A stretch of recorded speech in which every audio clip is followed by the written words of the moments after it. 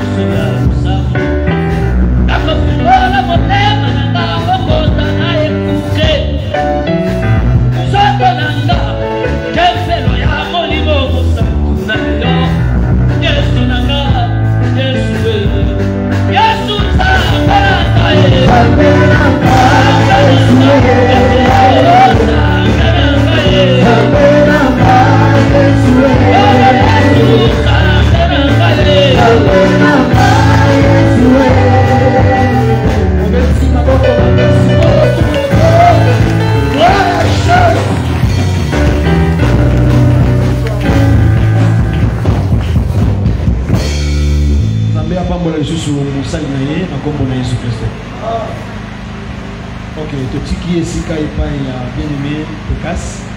On s'appelle Nzembo.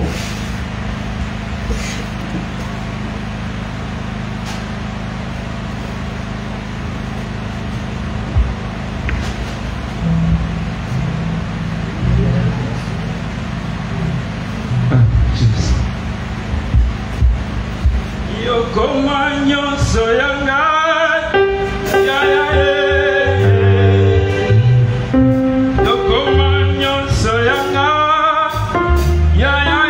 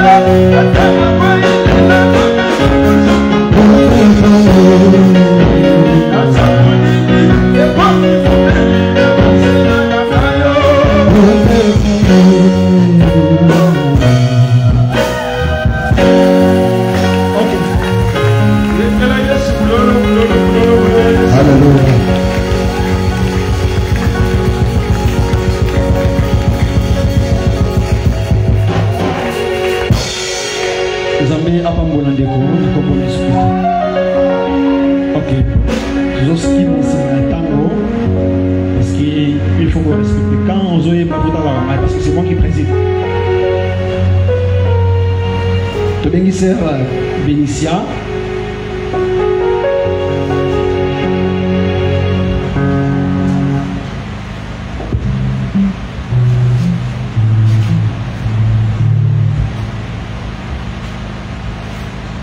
Ne me laisse pas, je suis perdu sans toi, désorienté dans ce monde. Éternel, je m'appuie sur toi. Ne me laisse pas, moi je suis perdu sans toi. Désorienté dans ce monde. Éternel, je m'appuie sur toi. Moi je chante Jésus est.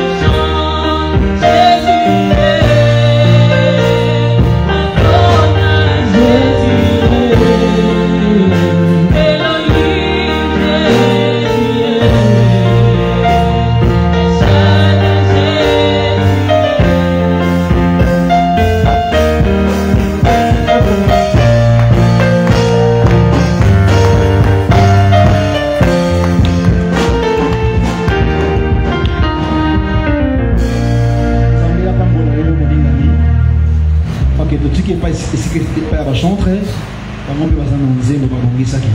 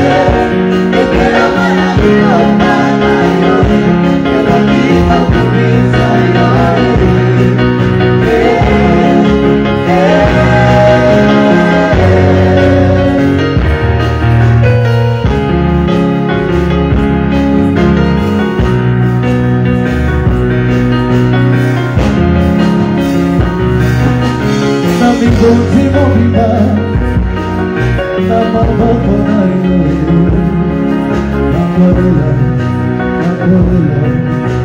nakati na nzambe lokola ane mpona kozanga kokota papa yo kozala ezabe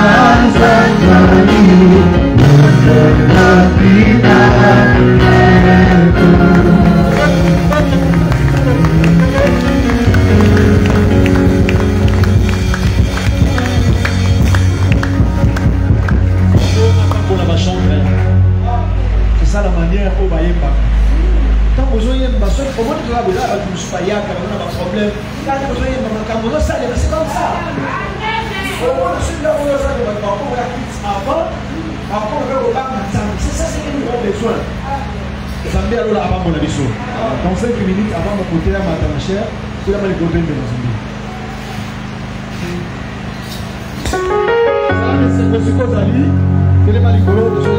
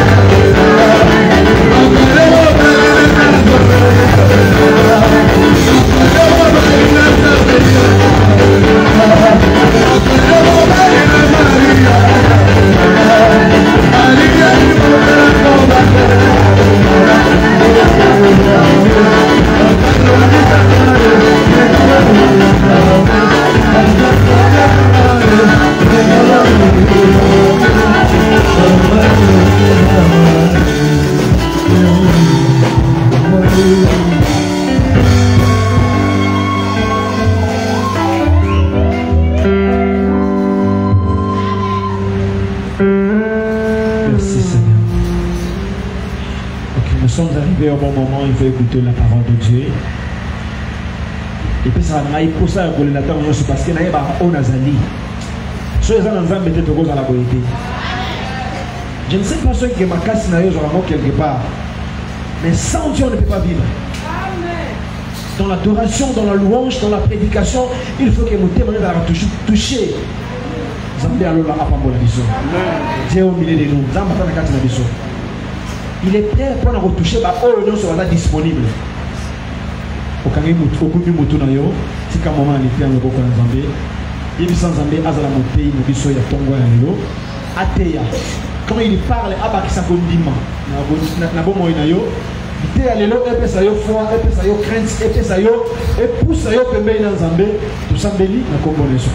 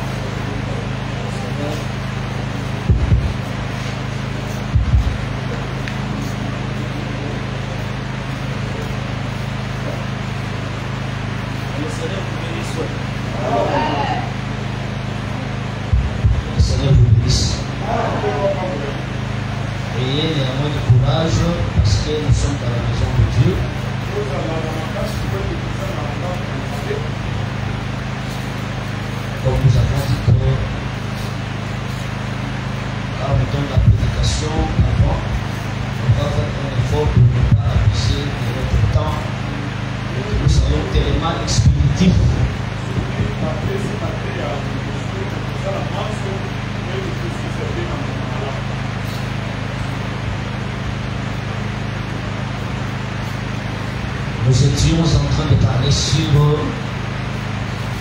l'offrande pour la maison de Dieu, pour la maison de l'Éternel.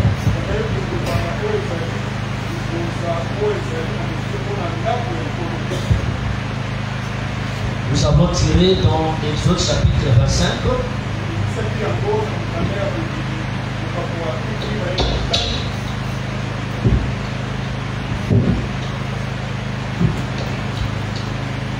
Dieu recommande à Moïse pour dire au peuple d'Israël de lui bâtir un sanctuaire où il devait demeurer au milieu d'eux.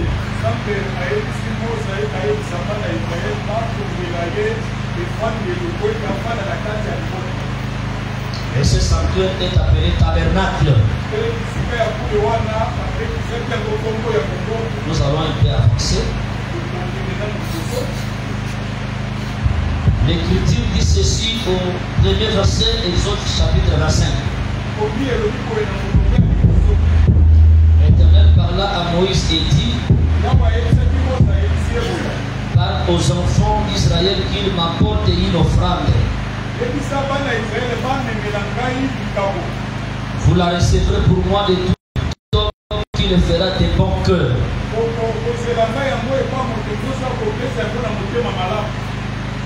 Voici ce que vous recevrez de en offrande de l'or, de l'argent, de l'airain. Au verset 8e, ils me feront un sanctuaire et j'habiterai au milieu d'eux. Vous feriez le tabernacle et tous ces ustensiles d'après les modèles, je vais te montrer.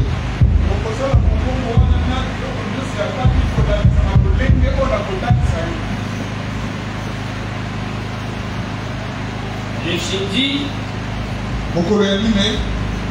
nous avons essayé un peu d'expliquer les buts du tabernacle au milieu du peuple.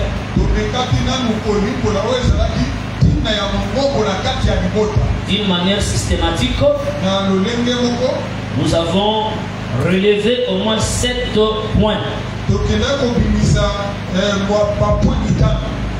7. Quand tu es au milieu du peuple, dans un sanctuaire, c'était le lieu de rencontre de Dieu avec le peuple. C'était le lieu où Dieu devait parler au peuple.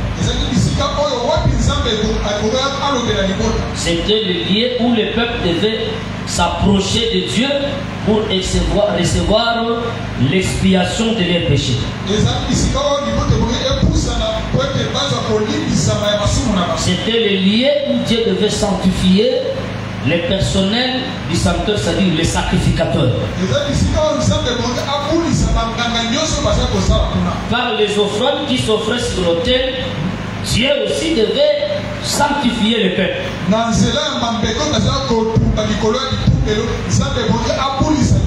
Il venait dans ces lieux-là aussi pour célébrer les cultes. On ne va pas y revenir. Nous avons expliqué cette nécessité. Or, nous avons dit que dans notre pensée, où nous avons dans les contextes actuels, nous n'allons pas parler du tabernacle comme les corps de Jésus, comme Jésus. Emmanuel, Dieu au milieu de son peuple, pour le salut ou pour sauver. Mais ici, j'ai voulu relever un aspect.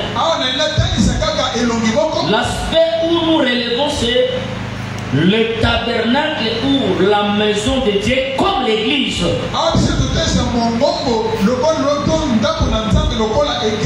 C'est suite à une nécessité. D'ici là, nous allons quitter cet endroit. Nous irons dans un autre endroit. C'est-à-dire l'église, donc l'assemblée va déménager ici. On a déjà commencé le travail. Les travaux se font, alors j'ai béni tous les frères qui sont mobilisés pour venir y participer. On quitte ici au numéro 24, on va essayer d'aller un peu là-bas au numéro 45. D'ici là, une semaine ou 2 semaines, on va quitter. Si Dieu nous permet, même un mois, même plus. Mais le plus grand problème est que chacun de nous doit participer. C'est pourquoi j'avais dit la tente dressée en dehors du camp, c'était l'effort de Moïse seul. C'est Moïse seul qui a produit cette tente et l'a dressée hors du camp. Mais le tabernacle, bien que Dieu a donné la vision à Moïse, mais la participation de tous par les offrandes était nécessaire. C'est-à-dire, une seule personne peut avoir la vision, parce que nous savons que la vision de l'église, c'est lui qui le détient, c'est le Seigneur Jésus. Mais pour concrétiser cette vision, l'Éternel nous a associés, en commençant par le ministre et tous les membres du corps, tous les frères et sœurs, qui doivent avoir aussi les dons pour apporter quelque chose. Mais si nous ne parlons pas d'abord de l'église corps, mais nous parlons d'abord de l'église locale, parce que l'église corps est invisible, on ne voit pas ça. Mais nous sommes l'ensemble de cette église-là. Amen. Amen. Nous sommes l'ensemble de cette église-là. C'est pourquoi quand Dieu donne la vision à Moïse, et lui ordonne, on devait construire les tabernacles. Il commence par l'homme qui était la divinité, sa gloire. Il va par l'argent. C'est-à-dire que dans l'œuvre qu'on devait faire, Dieu devait s'imposer comme Dieu dans toute sa gloire, qu'il soit adoré. Mais quand il est adoré, c'est Dieu là devait faire l'œuvre de la rédemption pour racheter les peuples. Pas seulement les rachats. Pour que ces rachats soient possibles, il a fallu que les épreuves comme les reins, le jugement s'effacent. Et ensuite, nous voyons les étoffes teintes en bleu, à cramoisi, à pourpre et enfin l'eau. On viendra expliquer ça plus tard. Mais vous allez remarquer quoi? Dieu commence par lui-même. Et à la fin, c'était la pierre d'onyx et d'autres pierres. C'est-à-dire qu'en réalité, Dieu, il commence là-bas, donc par lui-même d'abord, et il démontre sa divinité. Mais quand il descend, il va maintenant se limiter avec des versions mariennes. Oh, toutes les pierres là, c'était l'image du peuple, non? Parce qu'il y avait les 12 pierres précieuses qui étaient mises sur le pectoral du souverain sacrificateur. Or, différentes pierres qui étaient sur le pectoral, qui étaient l'image des 12 fils de tous enfants d'Israël. Et c'est aussi l'image de l'ensemble du peuple. Donc dans l'offrande, Dieu ne parle pas seulement de lui-même, mais il parle aussi du peuple. C'est que nous comprenons que Dieu aussi, quand il est offrande élevée, mais vous aussi le peuple, vous devenez aussi l'offrande. Et quand nous entrons dans la maison, c'est là où nous disons que la maison où Dieu s'est réconcilié avec le peuple s'appelle Christ. Comme dans les tabernacles, l'Écriture dit ceci: Dieu était en Christ, réconciliant les hommes avec lui-même. Ces pierres précieuses là ne pouvaient pas rester dans chaque temple ou dans chaque maison. Mais les pierres précieuses là devaient être sur la poitrine du souverain sacrificateur. Et quand le souverain sacrificateur devait porter les pierres précieuses, c'est alors il pouvait entrer dans le sanctuaire. Dans Exode chapitre 28, on dit ainsi quand il portera les 12 pierres, il amènera le peuple devant la présence de Dieu dans le sanctuaire. Nous comprenons que toi et moi aussi nous sommes des pierres. N'est-ce pas que nous sommes des pierres?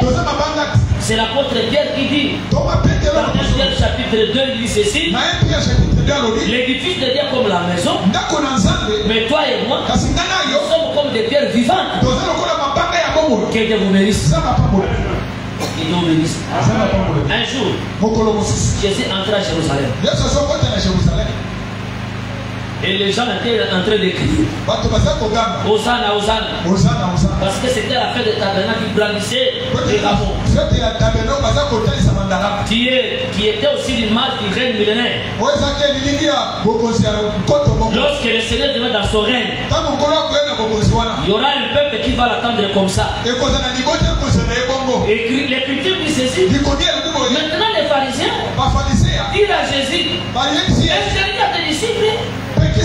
Ils font beaucoup de bruit. Nous sommes dérangés par le bruit. C'est lui qui reconnaît ce que Dieu a fait dans lui. On ne peut pas le faire taire pour qu'il se taise. Il doit faire le bruit. Or, le bruit, c'est la prière. Le bruit, c'est l'adoration. Oh, Amen. Parce qu'au moment où nous sommes, ce n'est pas le moment de se taire, mais c'est le moment de crier. C'est le moment de faire le bruit. Le Saint-Esprit descendant le jour de la Pentecôte. Et le Saint-Esprit descendit avec un grand bruit. C'est ce qui a attiré d'autres personnes. Ils sachent qu'est-ce qui s'est passé là-bas. Oh, là où ils étaient dans les temples, ils sont allés adorer dans les temples. Il n'y avait pas de bruit. Il y avait peut-être un sacrificateur qui avait avec son encensoir. Il faisait des services dans la paix.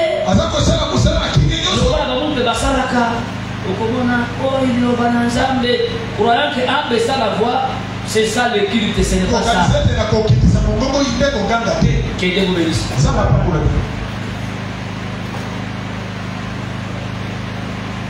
Maintenant Jésus dit, sur ces textes, Dieu est capable de susciter de ces pièces les enfants d'Abraham et les pierres des gens peuvent crier. Oh, si le premier peuple pouvait se taire, c'est-à-dire que les pierres des champs devaient crier. Or, les pierres des champs, c'est l'image d'un peuple qui était aux nations. Parce qu'aujourd'hui, Israël s'est tué. Mais c'est nous qui crions. Parce que c'est nous qui connaissons maintenant l'œuvre que le Seigneur a fait. C'est pourquoi les cris, comme l'acte d'adoration,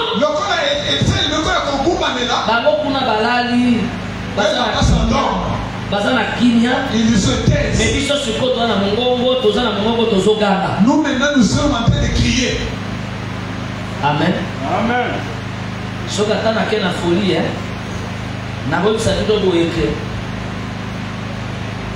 mapa et comme banga banga et comme pema.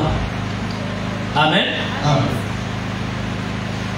Mais diable a dit ça Jésus mouvement mon corps au Yesu à cause la volonté là. Ce que ça moi dans ça solo va di banga comme ça moment. Amen. Amen. C'est-à-dire que le diable a compris que les banques sont la possibilité comme ripa. Nous avons dit par exemple les banques au bataka de corona mesa. Parce que sur la table de les propositions il y avait 12 pains. La mesa est pas au chama pour ma poser des zones. Mais les colopes na tola la maison il y avait 12 pierres. Donc amen. Amen. C'est que pour la femme la Bible. Amen. Maintenant nous avons que le cas de les banques ça là qui est mobeko, les paysans ngolu. Maintenant, la transformation de la banque qui veut dire que nous qui étions des pierres des champs, on m'a fait ban. Parce que le livre, ils ont des paroles. Ils ont fait photos de la nature, il y a mon ticket de cola par mon ami. Amen. Amen. Alors, je ne suis pas là. J'ai démontré seulement qu'en commençant par l'eau, et il a vu jusqu'aux pierres. Des pierres précieuses. Ces pierres précieuses étaient enfuies dans la terre. Oh, quand nous étions dans les monts, nous étions des élus.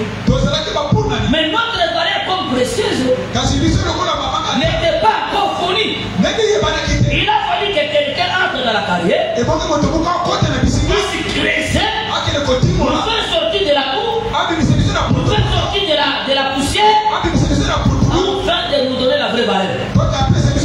C'est pourquoi nous disons l'œuvre que Christ a faite, c'était que dans notre nature du péché, il savait que nous étions héris, lui est descendu, il nous a trouvés, il nous a rachetés pour mettre maintenant en valeur. Amen. Bien que toutes les pierres précieuses,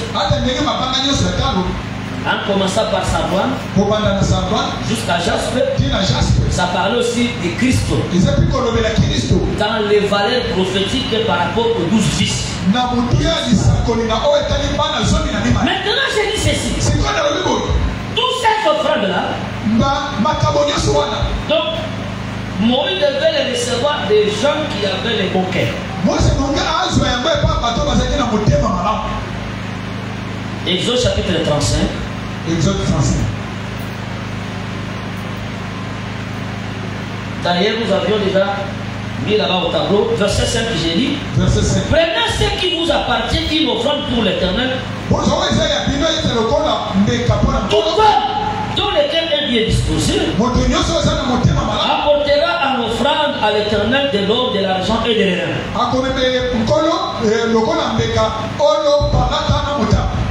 Verset 29. Tous les enfants d'Israël, hommes et femmes, dans lesquels étaient disposés à contribuer pour l'œuvre que l'Éternel avait ordonné par Moïse, apportèrent des offrandes volontaires à l'Éternel. Je suis en train de parler sur les cœurs bien disposés. Et quand je parle du cœur bien disposé, je vais dire à quelqu'un que le cœur disposé c'est un bon cœur. Un cœur qui est préparé. Un cœur qui est disposé avec les biens brûlés. C'est pourquoi j'avais dit ceci. Dans les offrandes, je peux dire qu'il y a 3 catégories d'offrandes. Mais je peux parler aussi de 3 catégories. Ici, cette offrande ici, qu'on a amenée pour la construction de la maison, c'était l'offrande pour l'œuvre, pour l'église. Ici, même les sacrificateurs n'ont pas le droit de mettre la main et pour prendre quelque chose. Amen. Amen. Parce que ces offrandes, c'est ce qui devait élever maintenant un édifice. C'est ce qui devait construire, qu'on devait construire. Pour que le service du sacerdoce se fasse à l'intérieur. Yango eza strictement interdit. Ozango bapesi mpona kosala nango lisala ezalaka part ya basacrificateur to baserviteur te ya baministre te tika te mpona mamoreso. Est-ce que toza na malamu? Même ata biso moko mpe toza mosala mais nzambe akaboli yango bien oyo atie uniquement mpona mosala na ye. Uniquement pour la moussala, la ça fait compte rendu liboso na libota. C'est pourquoi à la fin, quand on va les compter, vous allez remarquer qu'on dit les comptes du tabernacle. Et quand on commence à donner les comptes du tabernacle, on va énumérer tout ce qui a été récolté. Mais ces rapports, on devait les faire où? Par les peuples. Parce qu'aujourd'hui, il y a des ministres audacieux. Bon, ils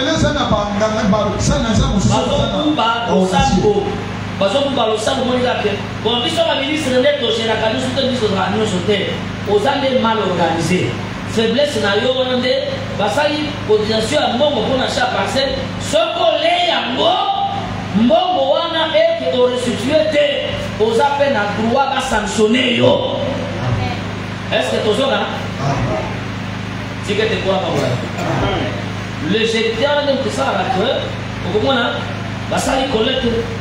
c'est pourquoi écoutez-moi les étendants mbongo oyo etiami mpona mosala eza mpona mosala soki eza arrêté mpona mosala eza mpona mosala même ata likambo ekwei awa to détourne yango te nabiki ntango na pose lite ya lelo kobanda lelo nde application ya likambo yango ezosalema parce que nandimaka ke soki lite ye lite ezalaka nde liniere soki ava lite ya toleki na mwa esalelo moko boye mais après lite eza égal après ava lite ya te est-ce que tozoka na malamu bon mpona pambola bino tokotekisa yango mpe mutu te soki besoin ezali moto wana tosala lekole toluka pour to emprunté par moto mosusu me na mbongo ya mosala te mpo image na yango na kati ya bible ça n'existe pas. Est-ce que vous sentez ça? Maintenant, deuxième catégorie, il y a offrande c'est l'offrande uniquement pour les serviteurs. C'est pourquoi je vous avais interdit. Toi, tu as offrande d'église. Oh, ça va offrande d'église. Et ça offrande à ma ministre. Amen. Ce bateau, on a prestige ça pour nous. Nous avons le droit de prendre ça. Quand il y a combien de millions, ils ont un saut. Amen. Maintenant, quand tu as le droit d'option, ton droit à prédicateur, c'est parce que c'est lui qui travaille. Dans le moment où ça là, même à Moïse, il avait aussi droit, il y a besoin de droit d'option. Droit d'option, ça veut dire que il faut même attaquer pour ça. Nabiloko, vous allez retomber à cause de Yango. Est-ce que tu as madame? C'est pourquoi on dit que tout le monde a droit à prédicateur, tu as comme droit d'option dans le moto à Zotéa. Dis que tu ne connais pas pour la mission. Est-ce que tu as madame? Tu as madame? Tu as collecte tout ça. Maintenant, on a l'offrande d'église. La église, ça c'est l'offrande des ministres de la parole. Comme les sacrificateurs, c'est pourquoi j'avais dit Nombre chapitre 18. Au verset 1, vous descendez. Toutes les offrandes consignées par les uns qu'apporteront les enfants d'Israël sera pour toi Aaron et pour tes fils pour les services que vous êtes en train de faire dans les sacerdoces. C'est que le peuple apporte, c'est lui qui fait les services du sacerdoce. Il a droit à cette offrande. Mais l'offrande pour l'œuvre, je suis en train d'insister, ce n'est pas pour un ministre. Un ministre peut contrôler, il peut voir, mais il n'a pas droit de prendre ça a priori. Si tu fais ainsi, c'est-à-dire que tu as brisé le principe même sacerdotal, ils ont respecté même le théâtre. Que Dieu vous bénisse. Que Dieu vous bénisse. C'est pourquoi si vous lisez dans Nombre chapitre 4, vous allez remarquer que quand on parle sur les fonctions de Lévite, le Lévite qui accompagnait, qui était en train d'aider les sacrificateurs, ils étaient des porteurs du tabernacle. Mais tout ce qu'ils faisaient, ils étaient sous la surveillance des fils d'Aaron. Vous allez remarquer, Itamar, lui avait les regards sur le tabernacle, c'est-à-dire sur les planches et les pots. Tous les gars, c'était la responsabilité d'Itamar.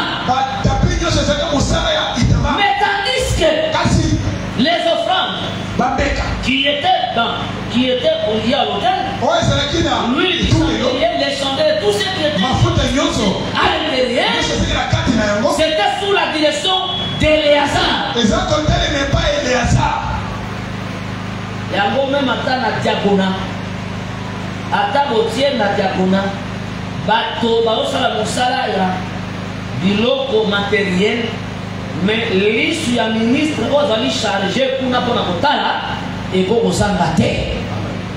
Amen. Oyo mona biso tosala travail autonomie oyo osala autonomie osala bo lokola batala bo lokola batami soto batuni. C'est-à-dire que le ministre, c'est lui qui oriente. Il y a une initiation, côté initiative, dans la carte église. Et comme on voit, il pas aller passer le rapport avec le ministre de l'administration. Voilà, vous avez respecté la doctrine. C'est-à-dire que vous avez beaucoup d'éviter. Donc, avant que vous ayez il faut tenir informé le ministre, ton ministre de la parole, pour arriver. Pour il faut rien dans ma côté pour faire sa orientation. Peut-être que pour dévier, ma faire orientation. Que Dieu vous bénisse. On viendra parler plus tard. Maintenant, pourquoi je suis allé là-bas? Je suis ici pour démontrer que ceux qui devaient donner les offrandes, ils devaient le faire de bon cœur. J'ai relevé les bons cœurs en réunissant par rapport à cet élément. Qu'est-ce que signifie bon cœur? Ça veut dire que quand quelqu'un tombe, il faut d'abord dans le Si nous prenons 2 Corinthiens chapitre 9 verset 7. 2 Corinthiens chapitre 9 verset 7. Suivez-moi bien. Je ne vais pas dire de manière systématique parce que nous faisons une collecte pour le déplacement de cet endroit. Les bons cœurs signifie d'abord, selon ce que moi j'ai compris. L'Écriture dit au verset 7 que chacun donne comme il a résolu à son cœur. Le bon cœur qui veut dire quelqu'un qui prend une résolution, une bonne disposition.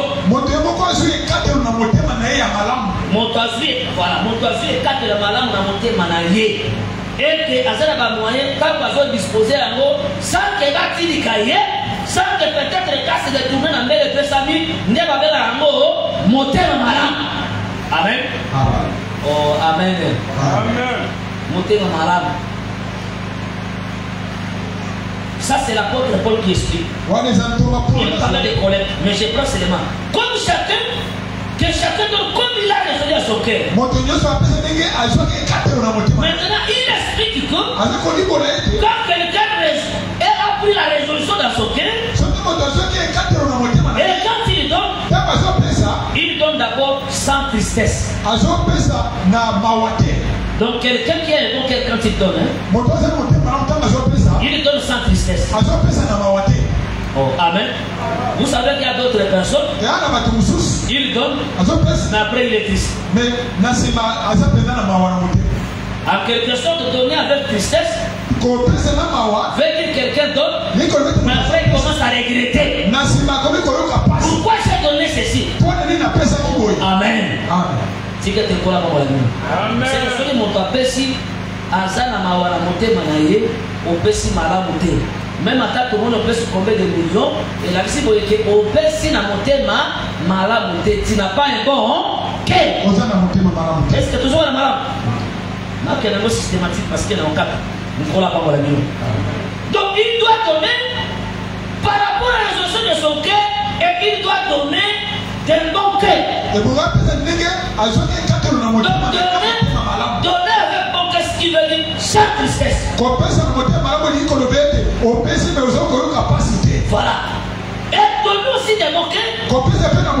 Faire il aussi sans contrainte. Ça veut dire que quand on annonce, l'autre est donné, toi tu t'empresses. Avec ton offrande, avec une libéralité excessive. Tu dis vraiment la chose là, mais concerne. Et d'ailleurs tu vas te précipiter à être le premier à donner. Amen. Même à table de l'homme, je la par contre. Dans un assemblée, dans un tout son. Nous avons déjà tout le bagabongo. Il y a que quelquefois, et comme on appelle contrainte. N'est-ce pas ça? Pour la nuit, comme on contrainte, parce que aux amontées, la plupart de la carte est bien rabaquée. La forme de distinction. Parce que la forme de distinction, il connaît les besoins de l'homme de Dieu qui passe. Mais à Salé, la chambre est haute. Mais vers les arrêtats, il y a après ça par contrainte. Il y a deux types de personnes à bazar. Mais quand tu dis qu'on a deux types à battoir, nous avons deux na motema mobimba ye moko ba forcer yete alinga mbele pesa bi ayeko pesa na mususu pour apesa il faut d'abord insister le corps est donne-moi d'abord de l'eau après simon c'est là moi un petit gâteau nazana farine et tikali bouquet mafuta pesa bouquet na olo botabite ni bale akoni posto ki na lena sala ndi au moment de la justification c'est que tu es là-bas. Tu crois que tu as justifié. Et bien, on dit que les tâtes, allez, ça n'a pas. Donc, à ce contraindre, mais pour ta contrainte, il n'est pas naïe, ça va être pour la bénédiction. Pour ceux qui ont gagné la quantité, il n'a pas frappé. Mais il y a quoi apporter que ma fouta n'a pas été salarié et vous, mais la katanda qu'on a même à ta il est côté, lycée papa et est-ce que toujours le malin? Si tu comprends l'importance de la parole de Dieu, tu as au moins ndeko no azoba ou bien ndeko no asala azui kama matanga ndenge osala bafukuza ko kuta mamsuyo ndo organiser obsèque mutali bossa ko za décision za ndelo donc quand il fait ça mutati yote et oh ces histoires là peuvent être appris en première lieu pour l'église et pour l'œuvre pour la kata musala ndeko pamba ma frère na musala nzambe ndeko pamba tala frère musala ma sécurité même ata bato bazaba tribaliste ngana sekala bango makasi ona mutabeke ba ngalo kaza ngala zaka na liga bangala ngaza mulula liga balu ndeko kutokota na famille ndeko no propre aziki ndo kale akipete kwa za ndeko nayo mais yo fait le tribalisme mais ya ngelo kula usani kamoyalo tika te kola bango lelo c'est pourquoi qu'il est quoi solo et ça jamais na kata moki qu'il est quoi solo dans le Seigneur frère est-ce que vous savez ça oh vous savez ça frère tika te kola bango lelo amen oh le kola ya sa bongo le kola ya sa muza le kola ya sa boye vraiment perde konanga ndeko na yo non non mona tete papa na mama bale mwana na bango abota pero non mona tete mwana zuki ndo dipali baboti naye akipete andimike histoire babote sila akobeka pe zolo ke mutu somo to pakande mutabota ke ngame pona ye na susia kindoki fosa nini ali aye sikoy sanga ke important sikoy bonde kwa zote sawa c'est pourquoi baboyeke lo sambo ya solo foko lo na makamba nzoto frère amen somo to ko molimo to brandir intérêt à Christ na kat na vie na biso amen musato sawa ya utiwa abutimbo ya utiwa ndene mataba lo samu seza so ni prédicateur abutimbo kababe na mboka eloko neza abotea nini hapo au sa kishasa ko kala frère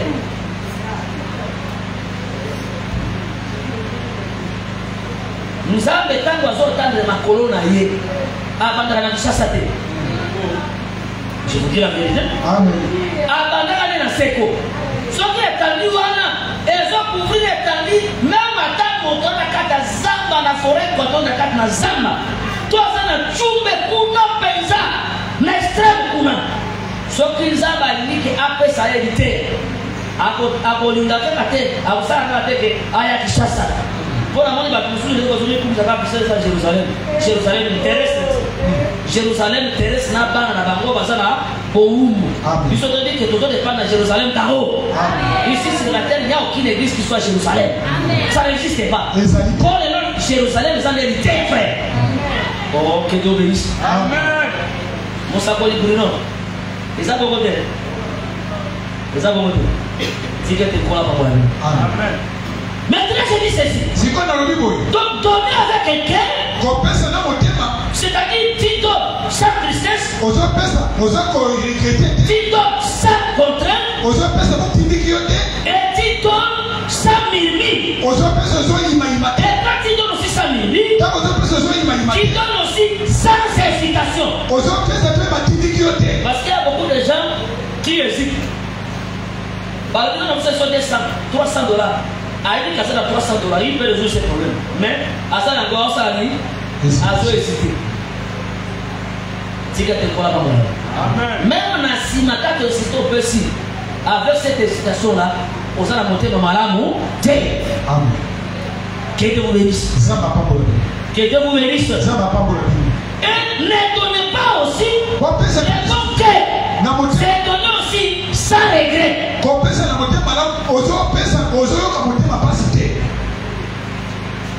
Maintenant, nous avons vu les Égyptiens, quand les Israélites étaient venus, nous avons dit que nous avons fait n'est-ce pas? Mais il y a des gens qui ont fait est-ce que nous avons fait Kaba? Que Dieu vous bénisse. Dieu vous bien. La mort de la première né, basé dans ma tanga, moto à la passe, à la matanga, moi, on a eu besoin de vous. Pour Ange, ça y est, à l'équipe, ça y est, avec. Mais si quoi, nous avons dit que tant de robima, bakwa ça la matanga, bon, que je sais la vase d'or, bavage d'argent. Nous avons dit ça au moto, moto à la matanga, vous savez, le loco. Nous avons dit ça. Oh, Mais priorité à mon tonnerre matin, ils en ont besoin. Allez la moue, à Kundaïbe. Ah, qu'est-ce que vous bénissez, frère? Mais ils savent, allez que malgré ma tanga à Pessayo. C'est pourquoi nous disons que Kopé sans âme, c'est la condition à battuter. Ils se rappellent limité. C'est pourquoi j'insiste, même à Talero, n'a coupé. Mais ceux qui n'ont pas dit, n'ont pas offert, n'ont pas collecte, il faut faire ça. N'a pas ça, n'a pas de l'écriture. On n'a pas de choses. Parce que la résolution de la bateau, et c'est là où il y a un zambé. Bah, comment ça n'a pas avec Bonsoir. Bah, ça, bah, Posonio Sowana. Biloko Bazoua qu'ils avaient depuis les Égyptiens. Père les Égyptiens, quand on va faire ça, on a regretté. Oh là là, est-ce que nous savons comment on dit Belanga? On va faire ça, on a regretté. Mon taole est là. Bon, vous avez bon, merci. Bon, le coup de vous avez c'est juste pour midi. Ah, ouais. Au revoir. Ok. Bah, on regrette. Père accueilli. Parce que la Kimbe est là, ça. Dis que tu es là, pas moi. Et ils arrivent au désert. Ils arrivent au désert. C'est le nombre de 7. C'est un endroit où on peut s'aimer. Ni labourer. Et ni moissonner. Mais Dieu dans le désert. Il dit que vous avez bâti une maison. Mais cette maison-là était différente de toutes les tentes. C'est-à-dire que la beauté du sanctuaire dépassait la beauté de leur maison. Pour la bande pour la bango, la plaque on a pas orte. Déjà il y a pas un marqué basu na biloko na bango ba bonso ta ba mal so ba bongi na ba linona. Mais pour Nzambe, abimo za biloko na bope sangai. Mais quand tu as comme nakati kuna amoni de corps na kitoko parce que les tabacs sont différents na banda kuna bango. C'est que tu kola ba yeso. C'est pourquoi nous disons que si nous donnons pour l'œuvre de Dieu, nous sala Nzambe nda kwa Nzambe fuza la kitoko le kabanda kuna biso. Na bopesa bino be critique, c'est que tu kola ba mola bino. Ya ngo ni mokolo moko David, le roi d'Israël. Tant avant dit a construit la pochette avant na confort. Na moni que Arche et Alliance, ils allaient quoi na kati na Emma. Là d'Alliance est trouvé dans une tente. A dit ngana koswa nanu risque bonté que Arche ils en a kati na tente, mais ngana na fana na la terre, ya c'est parce que na tango na ndako ya c'est la maison la plus chère, frère. Et c'est là qui maison ya luxe. Je vous dis la vérité. Pour moi qui na Los Angeles, la plupart des bandako ezika ki awa na isandi. Oh, c'est là qu'il y a pas grand, il y a pas riche. Oh, batonga. Si on t'a dit on a que batonga on a pas perdu. Tout à l'heure on a vu la vidéo. Batonga on a pas zété. Mais t'as dit la salle de corps. Oh, que Dieu bénisse. C'est que tu es là mon ami. Amen. C'est-à-dire, l'intérêt d'abord c'est de l'œuvre de Dieu. C'est d'abord l'œuvre de Dieu. Et ensuite on vient s'occuper de nos propres intérêts. Si nous donnons l'intérêt à l'œuvre de Dieu, Dieu aussi s'occupera de nous. Parce qu'il a dit ceci, vous me servirez, moi je vous bénis. C'est-à-dire d'abord que toi qui rends service à Dieu, que Dieu te bénisse. Mais quand toi tu cherches que Dieu te bénisse, Dieu te posera la question, quel service que tu as rendu pour que Dieu te bénisse. Parce que la personne de l'Éternel aussi, c'est une récompense à celui qui a été à ton service. Oh là là, on l'a pas bonne. On l'a pas bonne. On a pas bonne. Tant que on s'en a là, on tient moi la carreau, on tient moi la speed, on tient moi la ventilateur. Mais ce qu'on sait que tout ça, il n'a pas ça déjà bizarre. Mais tant que c'est belé, tout c'est belé. Nous te montrons dans la connaît. Nous voyons que bizarre. Donc on a posé ça dans le cap là, n'a pas ça. Frère, que n'est pas tout dans la musulman. Donc on remarque que les musulmans sont pas dans la mosquée. Banda kuna bango dans la mosquée. C'est les mosquées qui investissent tout dans la mosquée. C'est pourquoi même les Israéliens, quand ils basent au Tonga, tant ils investissent dans la Katanini, il y a tant, dans l'île de la personne écriture. Quand les apôtres sont sortis de Jérusalem, ils ont fait remarquer à Jésus des pieds, des belles pieds qui étaient posés au temple et des pieds précieux qui faisaient l'offrande du temple. Quand ils ont monté à Jérusalem, une maison qui était comparable à la maison de Dieu. Même attaque mon petit frère. Comme les corps de Jésus, et c'est la bande pour nos frères. Quand je parle de bande, ce qui veut dire que nous autres, on a biso, on a la basakoni, il y a Yesu et Nekikaka. Parce que c'est la différence qui était vous bénisse. Est-ce que vous savez ça? Parce que la carte na Yesu, nous avons on a déjà fait une bonne saveur na carte. Et il y avait des choses précieuses dans la carte na Yé. On va beaucoup de Moïse, on va beaucoup de Esaïe, on va beaucoup de Jérémie. Est-ce que tu es malade? Mais je suis assemblée de ces. Assemblée, c'est des assemblées bandées. À ta façon, le corps va être tournaté. Bisous, le corps va pas aimer. Donc, l'église assemblée, c'est mettre une RDCT. Il faut topper sa valeur à Kotonga. Celui de Kotonga. Dans mon livre, il y a Jourdain, il y a Sombi, ils ont pris le temps de construire. Mais on a le sang pour savoir ce qui va sauver dans l'espace. Parce que la banda, la mon atol, la commission de la bouille, parce que la fanflèche, parce que la chamoune de la terre de ciment, la commune ensemble de ces. L'église à la vache n'a pas côté.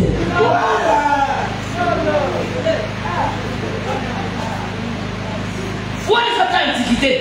Autant que vous servir dans la vache, non, tant que la non, sans abri. Mais la vérité, et c'est qu'elle pèse sa valeur. Même à ta nature, pèse sa valeur de si vous samedi. Quand vous avez un bakitio, il y a bléo, le roi. Vous avez encore ébandé dans la vie. Si vous avez abandonné, vous allez acheter la plastique. Mais si vous avez une date, à comme ça, à vous acheter la plastique dans la main. Si vous avez une date, vous avez un divan, dans la date, vous avez acheter la plastique. Est-ce que vous considérez ça? C'est que tu es pour la compagnie. Ah. Pour la femme pour la bureau. C'est mon tour à Soboy et mon sabot de comme Soboy. Non! Il faut que personne sa valeur. Nous avons la vision, c'est un grand Dieu. Nous avons comme ça pour nous. Ça n'a pas pour nous ensemble. Très important. J'ai dit qu'il y a des gens qui ont de la bonne volonté. Ah, va Karisana pour nous. À Karisana nous salons. Il y a des gens comme ça. Na mwana pe mutasombi le papa ya ye na pesa mo église atoni pe oh kilo bénis. Maintenant j'ai dit quoi? Dieu devait prendre l'offrande des gens qui avaient les bons cœurs. C'est-à-dire que quand vous donnez l'offrande, vous devez vous préparer que cette offrande là que vous puissiez le faire avec joie. Même à la carte est sauvée. Même dans le désert. Quand je parle de sauve, qui veut dire ceci? Je veux dire le lieu où il y a des difficultés comme le désert, autant il y a un désert pour traverser. Nous avons éprouvé ma montée tant que en essai. Ou bien tant en abondance. Parce que si on a abondance, on peut ça superflu. N'est-ce pas ça? Mais nous avons battu la carte en difficulté. Difficulté, on passe par là et près de mon équipe, vous êtes, mais à mon équipe, vous savez, au lomboni est l'autre pour naïe. Et quand il donne comme ça, si il est en train de marquer les terres de Dieu, on retourne l'éternel. À comment ça la moussala dans le thé. Et l'autre, on a assemblé des scènes. Et puis là, quand on a mouru, il y a un dit que le même peut interpréter ça dans le noir. Si quelqu'un te colle à mon pour l'interprétation, les amis, si nous sommes ici, madame, on sait le sambo. Parce que toqué, n'a pas prophète Bruno, là vous avez interprété. Et là, on se demande un mouvement d'écriture soit interprété. Mais tout ça, ça rappelle que nous vivons quand à la chair comme ça. Tout ça, pour ça qu'on pique là. Et que même à temps comme ça, ici, dans le sambo, et qu'on baigne la bateau, on se trouve dans le sambo. Pourquoi on doit qu'il y ait la balaborde? Pourquoi on doit qu'il y ait l'église va tomber bien? Marcelo Matin, il m'a l'occasion. Mais pourquoi on doit qu'il y ait Bah, qui était parce qu'il prêche bien. Mais bah, qui était kuna, respecté dans les cigares de ça. Vous avez dit que comme ça fait, ici dans le sang, vous allez appeler partie évangélisation. Amen. Surtout dans l'action de Mboka, Toboïté. Quand on a encore à te dire, t'as pas d'aller te parce qu'il y a des conditions de vie pour aller plus avant. Mais qu'est-ce que les gens qui étaient dans Mboka, au côté de la monnaie de corps, on va faire l'église à Binga et pas pasteur Charles Mamouna. Mais le temps de la monnaie, apôtre Nani, et petit Nanga, qui m'a dit, à d'autres, à l'apôtre. Mais sur le temps de l'église, ah, Namboka, toi, ça n'a pas ça. Mais sur le côté de l'église, t'as et ça, je crois que Balongoli Poso, Nanyama, Balongoli Poso. Je crois la parole de la mission. Plus jamais comme ça. Est-ce que ça, ça va? Bota l'église à Bouna, bota l'église à Bébé.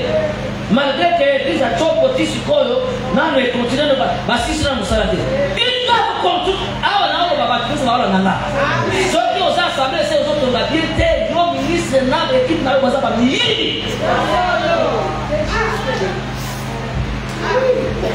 Mbongo ya musala nzambe pona kotonga eza pona kotonga.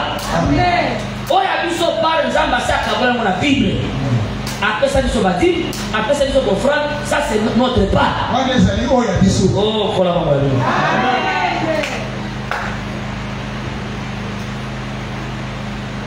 C'est pourquoi docteur Josué. Papa Benz. Bato va travailler l'équipe ya parce que pas ya apôtre Sani.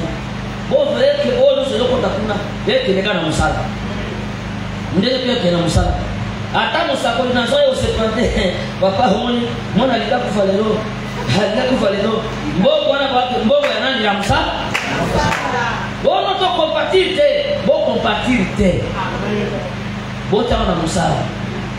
Bon, on a dit que les Zambés, à cause de ma père, nous sommes après si tu es bongo, et pas à moussard pour les poids soigner, car ça n'a pas. Je vous dis la vérité. Sur le niveau de ça, on a la facilité de s'occuper aussi des ministres comme ça. Ça, c'est la Simba. Mais si on dit que les ministres comme Simba, on dit que les frères comme Okada. On dit que les frères allez, on se dit qu'on a votre mandat, on a comme ça dès les 3 000. Mais si on dit que les ministres vont le consulter, on dit que servir, il faut que les papétés, pas na bango que vous allez dire, et ça. Si quelqu'un croit en Dieu. Et la condition de Babo est là, malade. Parce que Bato Baranda Kanzande, efficace dans la carte dans le sang, il a regardé, pas ministre. Et quand il travaille bien, nous avons un rendez-vous, frère. Là-dessus, nous sommes. Oh, Amen. Si quelqu'un croit en Dieu. Alors, je dis quoi? Je prends un roi. Le roi David. Il a organisé aussi la collecte. Un premier chapitre 29 verset 1 à 6.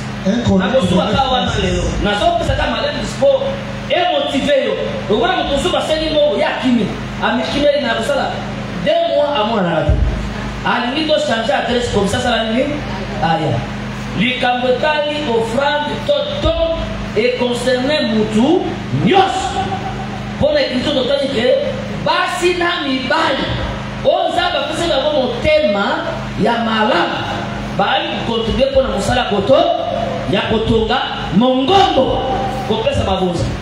Oui. Le roi David dit à toute l'assemblée. Roi David a l'objet dans le sable, là, là, bien. Mon fils Salomon, mon fils Salomon, les 5 que Dieu a choisi. Salomon, moi, je n'ai pas mon Zaba pour lui. Echel. Il y a un Landa. Il y a un âge faible. Azali na mbula moko ya botauto mbula moko faible. C'est-à-dire que c'est dans les lignes. Et l'ouvrage est considérable. Landa. Salomon bien qu'il est roi, David bien qu'il est roi, mais il dit que l'ouvrage c'est ça considérable. Quand on dit l'ouvrage considérable, il veut dire que ça va coûter. C'est un grand travail. Ouais, ça doit correspondre à ma coquille kaka. Il y a Salomon à tabater roi à recogater. Continuez. Car ce palais n'est pas pour un homme. Voilà. Comment? Ndako wana eza epona moto te. Amen. Ndako eza epona moto te. Donc maintenant on a comprendre que la maison de Dieu ce n'était pas pour un homme. Mais les roses koyo moto zote na kati na losambo atasa mokambi azoko on dirait que l'église n'est aillé. Il y a des patrons chefs donc suprême à l'église. Nous avons été comme ministre, nous sommes des serviteurs, mais la maison appartient à Dieu. Mais là, on peut faire. Si on a remplacé nos Tika qui est dans l'église. D'ailleurs, peut-être que mon fils a poussé, n'a pas été mon fils Noël aux Arabes. Peut-être que mon fils a Simakuna, à un simple frère. Comme son vagabond. À moins que Kola Ben gagne un ministère. Mais on préparait que Akitana, na musala ba le kwa papa na okede bongo église oyo eti la paix héritage ezambe salaire bo pesa kanga na kanisa ba bokelasi na pesa bango lite eti ka la paix héritage kwa na bango soki grâce au ministère mo na kata bango bako sala pe musala na baninga mususu wa sa ministre amen so ba reconnaître ki azape ka bokamba bango de ba reconnaître ngai mutuna tete pour sacerdoce na biso bonga na biso eza sacerdoce ya mokitani ya nzoto te. Est-ce que ceux qui m'ont ministre a commis prédicateur na kati note na nga elongo eza mabe te a mweka na ape tango oteya a respecter ba collaborateur ba collègue ministre ya papa na ye amona te que yende aza akitani na musala tata boso ki akomi héritier wana musala salini et baby tikete kona pa mwana oui loba. Mais il est pour l'éternel Dieu. Et ça pour un Zambé, Yahweh. Maintenant, tout ça continue. J'ai mis toutes mes forces à préparer pour la maison de Dieu. Tu vois, David dit que j'ai mis tout mes forces pour préparer la maison de l'Éternel. L'or pour ce qui doit être d'or. A expliqué que, à Bondissi et l'or, David le roi, il prépare à bâtir la maison. Au moment où il était en train de préparer la maison, lui partait déjà. Il partait qui veut dire qu'il était devenu vieux. Il a déjà établi Salomon. C'est Salomon qui le remplace sur le trône. Mais lui va mourir. Mais avant de mourir, il a préparé. La révélation, moi, prophétie, Nazara le Kunate. Tigre te croit aussi. On a dit David véritable. Et ça va qu'il est préparatif pour les adultes dans la alliance. C'est Dieu qui avait préparé. Mais tant que tu es dans le moment de grâce, les véritables de Salomon, Christ n'aime pas voir ton mandat pour Nazara le Kunate. Oh yes, il y a des véritables David. Nathan a côté à y préparer. Mais Salomon, comme le Saint-Esprit, n'aime pas former les corps de l'église. Nazara le Kunate. Ah, on a joué les cabotali sur les plans de connaissance. Si quelqu'un croit là-bas. Oui. Et l'argent pour ce qui doit être en Soukano Kawana. Dans la seconde, dans verset 18. Dans le verset 6. Dans le verset 7. Le chef de maison paternelle et le chef du pays d'Israël. Oui. Chef de milliers et de centaines. Ok. Et les intendants du roi. Oui. Firent volontairement des offrandes. Donc en dehors, il y a un encore roi. En dehors, il y a un encore roi préparatif. N'a pas chef de tout autour du roi. Basalaki offrande volontaire. On a mis là au roi Saladini à Pesach. Tant que roi Pessidera, Basali offrande volontaire. Navigui tous les comment. Mais vous remarquez que les temples. Et Salaki préparatif du temple. Et Salaki dernière œuvre à David avant Koufa. C'était sa dernière œuvre. Et Salaki nous a Souka. C'est de Souka. Mais c'est après un temple à Koufi. Mais temple, et Salaki première œuvre, il y a Salomon. Mais le temple c'était la première œuvre de Salomon. Est-ce que vous comprenez? C'est comme les derniers miracles à Élie Zacharie. Au Kata Jourdain, à Kata Jourdain, il a mis avec les manteaux, ça va monter. Mais premier miracle, les amis, au Kata Jourdain. C'est-à-dire que Tata Zokouva m'a dit qu'il y a une responsabilité à temple. Donc, les gens, vous allez à Souka. Il y a comme on est à côté. Il y a comme ça, il y a côté. Oh, que d'eau bénisse. Pourquoi? Parce que David avait une mission. La mission de David, ce n'était pas de bâtir le temple. La mission de David, c'était de délivrer le peuple de la main des ennemis. Là, je suis dans 2 Samuel chapitre 7, verset 10. J'étais tiré derrière le troupeau. J'étais établi chef de mon peuple pour que tu délivres mon peuple de la main des méchants. Non pas comme au temps où j'avais établi l'Égypte où les méchants les agitaient. C'est-à-dire toi David, ta mission n'est pas de bâtir, mais ta mission c'est d'abord de délivrer les peuples. Et quand tu délivres les peuples, tu dois entrer. C'est pourquoi quand tu voulais bâtir, l'Écriture dit ceci. Toi tu ne sauras pas bâtir. Parce que ta main, tes mains sont pleines de sang. Amen. Mais Makila, on a gardé dans ma bouche. Les amis Makila, il n'y a pas de quoi ma battu. Mais Makila, c'était une œuvre, un travail qu'il avait fait pour délivrer Israël. Il m'a dit que Yoko Tongate, est-ce que tu es malade? Yoko Tongate. C'est-à-dire que quand David répand le sang, Salomon ne viendra pas répandre le sang. Quand David répand le sang, donc Salomon ne viendra pas répandre le sang. Salomon aura une autre mission. En dehors du sang de David, parce que David a répandu le sang, il a donné la paix. Et quand Salomon vient, il vient construire le temple sur le bien. Yamana msa mutimo koke. Mutura mututan kola tina kosamila après ce fois une mission. Amen. Faut la mission de kola pesi. Même tant kola so sala mutuke au comme ministre, il faut appeler ça une mission. Nakata ministère, mission collective ezali. Mais makambo eza particularité na yo. Eza loka mutoya na ipenda, tako na ipenda ko na mission. Quelle est la mission pour ça? Comme ton souffle est la mission de destruction. Oh, n'est-ce pas ça? La mission de destruction. Nous sommes la mission, il y a pas fait bien pour décourager bateau. Mais quelle est la mission? David a sali, a délivré le peuple, a sali si offrande. Oh, nous avons sali ça pendant qu'on s'aille dans le yote.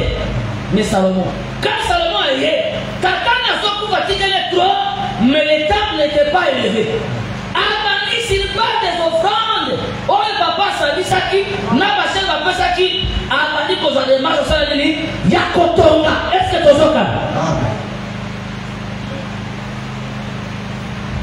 Zikete Kola Papa. Zikete Kola Papa. Donc Kotonga, c'est une mission. Nous avons assisté sur dans les années 45. Assisté hier, Cyrus qui était le roi étranger, là. Assisté Cyrus, roi étranger, m'a dit que yo, combien d'attentes goya, mission libérée, libération pourquoi s'empire à Babylone. Nasi banango, ce qui empire à Babylone, quoi? Yo, on s'en a dit, on peut rebâtir ville, on peut rebâtir le temple. Qui veut dire que Cyrus, malgré sa roi étranger, mais la mission est comme ça. Nakata Israël, tout Nakata Bayuda, les alliés, Kotonga ville, les Kotonga ville, temple. Et sa mission était déjà connue. Et quand vous Syrie, ça continue la première année, a bandit par rapport à la mission qu'on appelle ça qui est. Il a commencé à faire selon la mission qui lui a été confiée. Que Dieu bénisse. Nous avons un motomoko à l'obo à quel voyage missionnaire. On a quel voyage missionnaire. Quelle est la mission? Qu'est-ce que Dieu t'a dit à vous ici là-bas? Mamso on a mutakei. Qualité à moi à na Congo central. Qualité à moi tamana. Ça dit que nous avons besoin il s'est de l'élection. Qualité à moi donc ozo actualiser donc na babisika nous.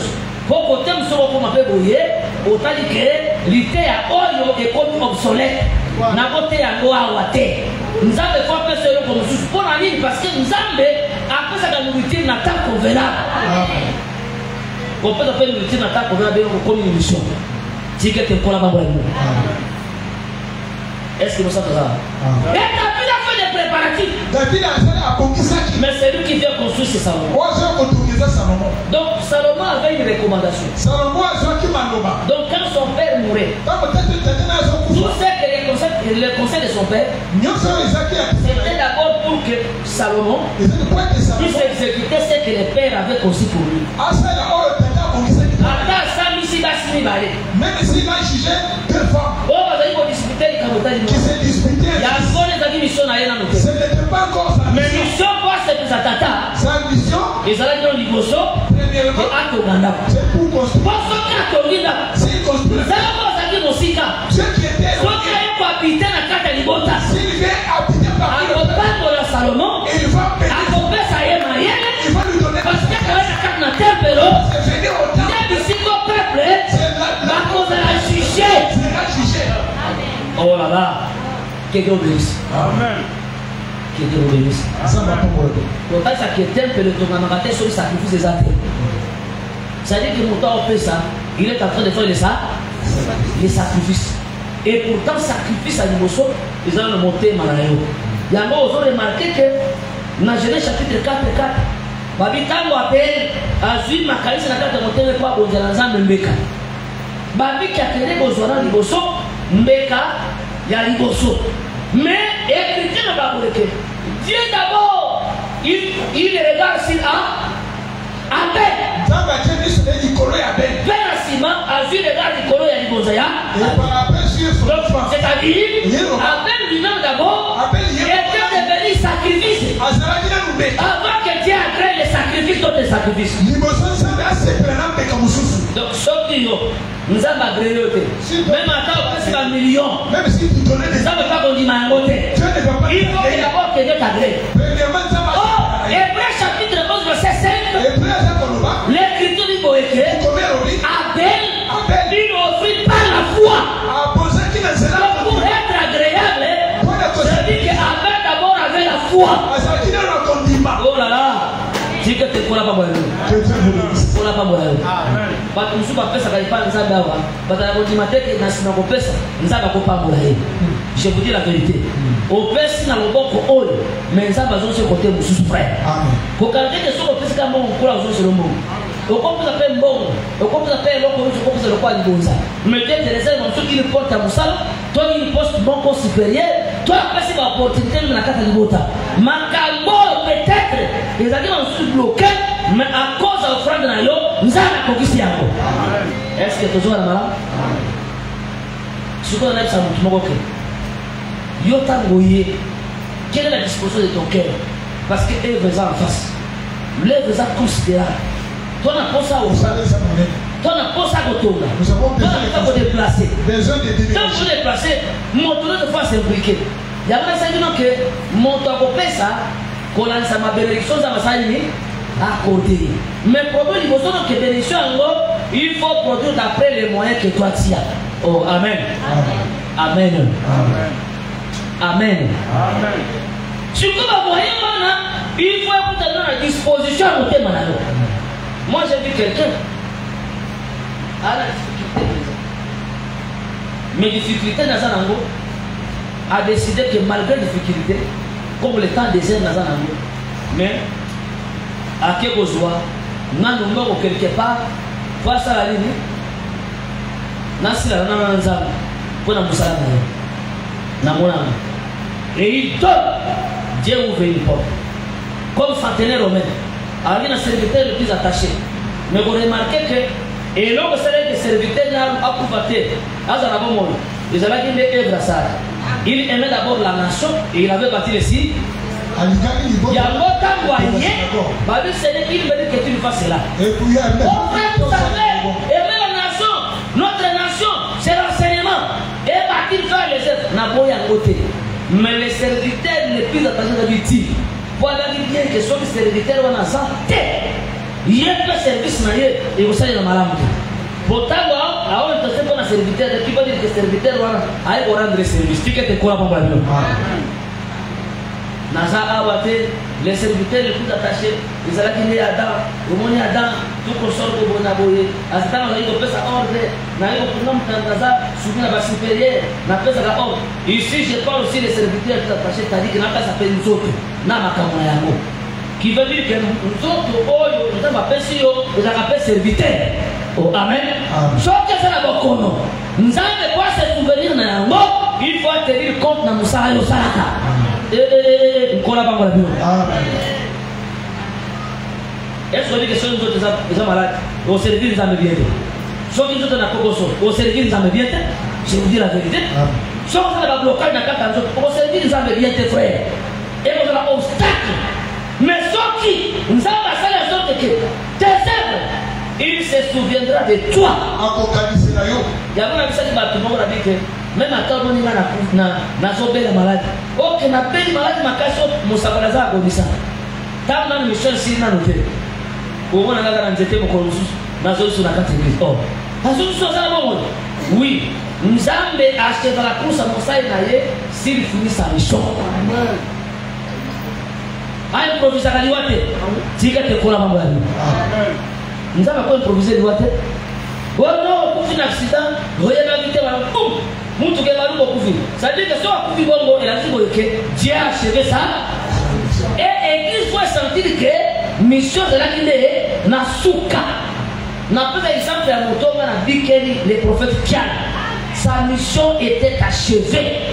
N'a qu'à prier, il y a 40 jours, avant de côté, n'a exhortation n'a rien.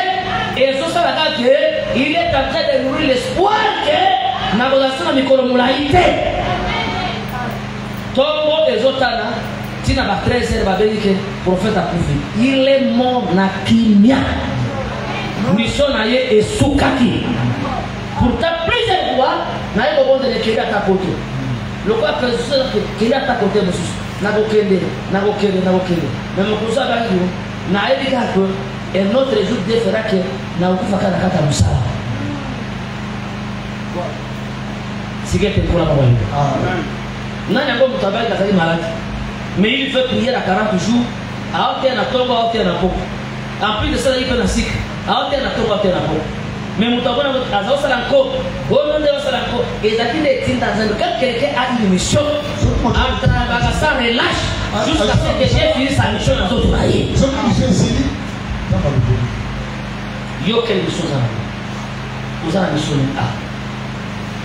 si quelqu'un colla pas mal de choses on sale on peut s'adapter dit tout le monde a adapté on frappe on peut s'adapter connaître on peut s'adapter quand on a quand ça là on adapter quand il y a la tête là que on y est on se balader biso dans difficulté on a on se balader pour na Israël bateau nous surtout que bazaki na moteur malamu tena 5 km ko la jeudi ba pesa ka pe offrande te mais bango na bango ba wala bango sala nini ba bomba je vous dis la vérité ba bomba ba ko misangwa neke kwango ya ngombe pourtant on avait demandé de l'eau et là on va dire que ba mongola biloka matoya wolo ba pesa mais ba ton sou ba pesa bango ba garder yango ba c'est la occasion ba ton sou bona ke azakana do à cause de la libéralité te ba wolo ba ko yoka te mais bolo baka makamba fait na carte église ndeko bona que nous sommes là bas cher pas pour faire batukalata